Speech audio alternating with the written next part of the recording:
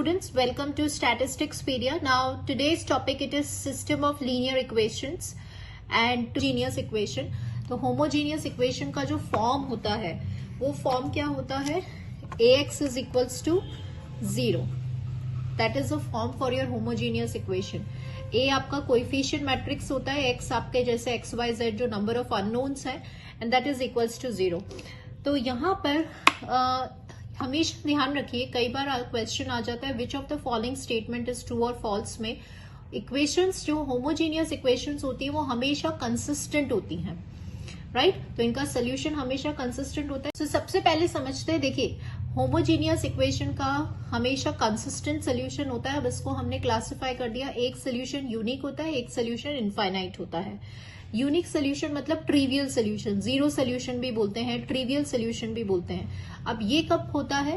जब rank of A और rank of augmented, ये इस मैट्रिक्स को हम कहते हैं augmented matrix, if it is equal to the number of variables या नंबर ऑफ अननोन्स. ठीक है, जैसे यहाँ पर जो n बाय n जो भी आपका मैट्रिक्स बनेगा, जितने भी अननोन्स हैं, तो अगर ये दोनों ए मैट्रिक्स की कोएफिशिएंट मैट्रिक्स की रैंक और ऑग्यूमेंटेड मैट्रिक्स की रैंक अगर n के इक्वल है तो सोल्यूशन होगा कंसिस्टेंट एंड यूनिक सोल्यूशन. ये हम कौन सी इक्वेशन की बात कर रहे हैं? होमोजीनियस इक्वेशन की. अब this is a short trick students. अब यहाँ पर ये शॉर्ट ट्रिक है.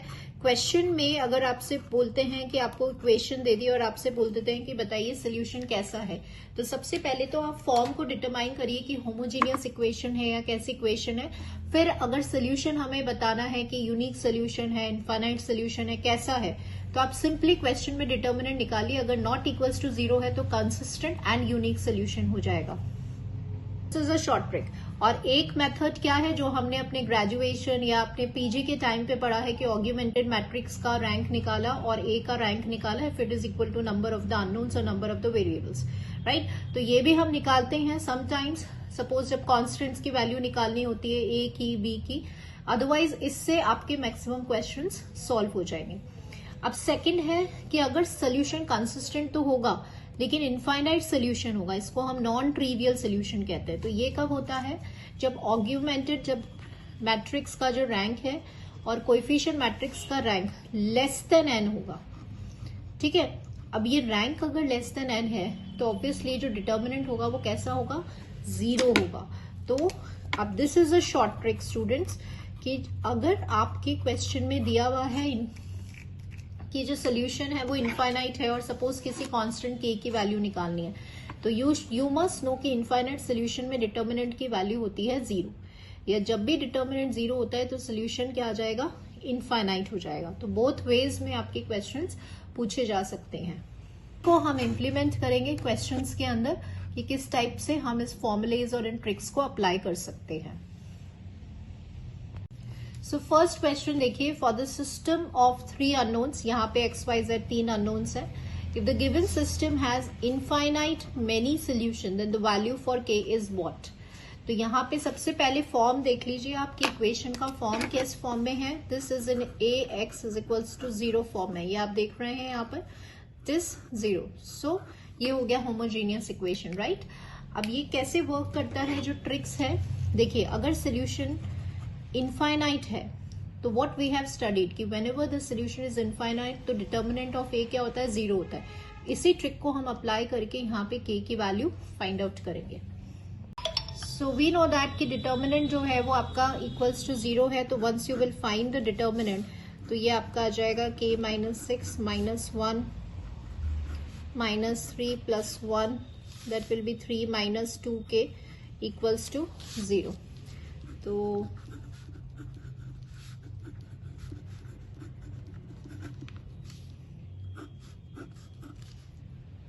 तो माइनस के इक्वल्स टू 0, तो के की वैल्यू यहाँ पर क्या हो जाएगी? 0 will be the answer for this question. K की वैल्यू आ रही है 0. नेक्स्ट क्वेश्चन देखिए, for the homogeneous set of equation A X equals to 0, जहां पे ये n बाय n मैट्रिक्स है, will have a non trivial solution.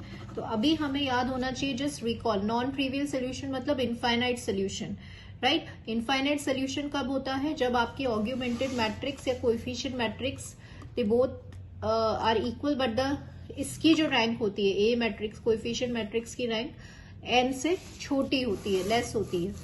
तो this first is very true, बिल्कुल सही है। प्लस डिटर्मिनेंट ऑफ ए 0 होता है, ये हमें पता है। जब नॉन ट्रिवियल सोल्यूशन होता है तो इनफाइनाइट सोल्यूशन होता है, तब क्योंकि रैंक लेस देन n है तो ऑब्वियसली इसका डिटर्मिनेंट कैसा होगा, 0 होगा। Nullity, now what do you mean by nullity? Nullity होता है आपका ऑर्डर माइनस रैंक। अब ये नॉट इक्वल्स टू 0 होता है, ठीक है। तो all the statements holds true. So sometimes students क्या होता है, the value of k for which the system of linear equations has a non-zero solution, और वापस से आपको k की वैल्यू निकालनी है। सो अब देखिए why I have written this question, taken this question over here, so that कि we must be familiar about the terms. जब तक हमें टर्म्स या अभी मुझे अगर नहीं पता होगा कि नॉन जीरो सोल्यूशन क्या होता है, अगर हमें नहीं पता तो हम कैसे आगे हम फंक्शन कैसे करेंगे, हम ऑपरेट कैसे करेंगे। सो वी मस्ट नो कि अगर जीरो सोल्यूशन है तो जब मैं आपको ये एक्सप्लेन करी थी, देयर आई टोल्ड यू कि अगर यूनिक सोल्यूशन है तो that is also a trivial solution and that is also a zero solution, right? That is also a zero solution. लेकिन अगर इनफाइनाइट सोल्यूशन है तो वो नॉन ट्रिवियल और नॉन जीरो सोल्यूशन होता है। तो क्वेश्चन में यहां पर क्या बोला गया है कि non zero solution. So that means कि हम k की वैल्यू कैसे फाइंड करेंगे, again by using determinant of a is equals to 0 वाले ट्रिक को अप्लाई करके। नॉन जीरो सोल्यूशन मतलब इनफाइनाइट सोल्यूशन। तो सिंपली आपने ये जो इक्वेशंस है उसका कोएफिशिएंट मैट्रिक्स बना लिया, 1 1 1 हो गया ये, दैट इज 2k 3 हो गया, and similarly 3 5k that is equals to 0। तो अभी आप इसका डिटर्मिनेंट फाइंड करेंगे तो 1 हो गया, this will be k square minus 15 minus 1 and 2k minus 9 plus 1 that will be 10 minus 3k equals to 0। तो ये हो गया आपका k square minus 15 minus 2k plus 9 plus 10 minus 3k is equals to 0। तो ये हो गया आपका minus 5k, this is 19, this will be plus 4 equals to 0। So once you will factorise this तो आपका आंसर आएगा ये। तो k की वैल्यू आनी चाहिए 1 या 4। So that is answer. Answer to this question will be 1 and 4. Now next we have is a non-homogeneous equation. Non-homogeneous equation means when ax is equals to b. This is a form for non-homogeneous equation. तो इसके कितने solutions possible हैं? Unique solution, infinite solution and no solution.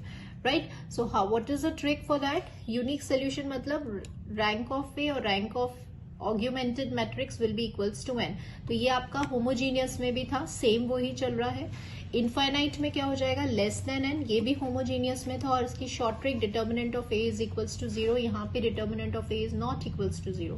No solution में क्या होता है कि rank of A और rank of augmented matrix equal नहीं आते। जैसे यहाँ पर इक्वल आते हैं दोनों केस में, लेकिन यहाँ पे ये इक्वल्स टू एन हो जाता है, मतलब जितने अननोन्स हैं तो फिर यूनिक हो गया, लेस देन एन हो जाता है तो इनफाइनाइट हो गया, लेकिन ये इक्वल ही नहीं होते दोनों की रैंक, तो फिर वो नो सोल्यूशन होता है। ये किस केस में होता है स्टूडेंट्स, जब आपकी इक्वेशन का नेचर कैसा है, non homogeneous, that is ax is equals to b। जैसे कि होमोजीनियस और नॉन होमोजीनियस में दोनों कॉन्सेप्ट सेम जा रहे हैं, इसमें हमें कुछ एडिशनल याद नहीं करना, बस इसमें एक नो सोल्यूशन होता है जिसका रैंक इसके इक्वल नहीं होता, बाकी सेम कॉन्सेप्ट्स जाएंगे, ठीक है। सब क्वेश्चन में है the system of the equations, यहाँ पे आपको इनफाइनाइट सोल्यूशन दिया हुआ है, k की वैल्यू निकालनी है। सबसे पहले नेचर देखिए, नेचर क्या है, ax is equals to B, non homogeneous. आप रिकॉल करें कि जब इनफाइनाइट सोल्यूशन होता है तो डिटर्मिनेंट ऑफ a को हमें 0 पुट करना होता है। We will find determinant of a। तो सबसे पहले आपने इसको कोएफिशिएंट मैट्रिक्स लिख लिया, this is 1 1 1, this is 2 3 minus 1 1 2 and minus k that is equals to 0। तो यहाँ पे हमने फाइंड किया तो ये हो गया आपका minus 3k plus 2 then minus 1 4 minus 3 is equals to 0।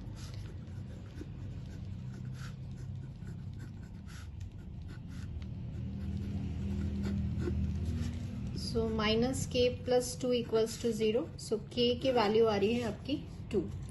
So this is what we, the concept is same, right. तो यहाँ पे आंसर हो गया k will be equals to 2। Next देखिए, अब हम वो क्वेश्चंस ले रहे हैं, जैसे यहाँ पे आपको एक क्वेश्चन दे दिया, आपसे बोल रहे हैं कि सोल्यूशन का नेचर डिटरमाइन करें। तो यहाँ पे सबसे पहले फॉर्म देखिए, which is a form that ax is equals to b, मतलब ये एक नॉन होमोजीनियस इक्वेशन है। तो आइदर आप इसका डिटर्मिनेंट फाइंड आउट कर लें या फिर आप इसका रैंक फाइंड आउट कर लें। सबसे पहले क्या होता है, डिटर्मिनेंट इजी होता है rather than finding the rank. तो आप सबसे पहले इसका डिटर्मिनेंट देखिए, तो ये हो गया 0 -2 -1, ये हो गया आपका 14 एंड +3, ये हो गया आपका 6। So this will B -4 -14 and +18। तो ये 0 आ रहा है। तो यू नो दैट कि डिटर्मिनेंट जब 0 होता है तो इसका मतलब उसमें इनफाइनाइट सोल्यूशंस होते हैं, राइट? तो कई बार ऐसा भी हो जाता है कि रैंक निकालने की नीड नहीं होती है। सो answer for this question will be your infinite solution.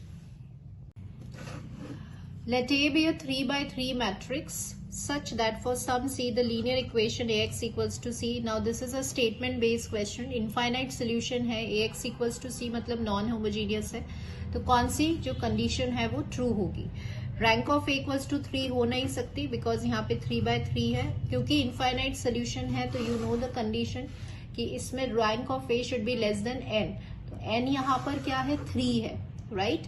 तो इसका मतलब रैंक जो होगी या तो वो 2 होगी या 2 से छोटी होगी, 3 नहीं हो सकती। So answer for this question will be this. तो ये आप तभी मार्क कर पाएंगे once you have a knowledge और once you know these properties, right, कि कब इनफाइनाइट होता है और कब आपका यूनिक एंड नो सोल्यूशन होता है। So students, this is all for today. Hope आपके लिए वीडियो यूजफुल रहा होगा। So thank you students for watching this video.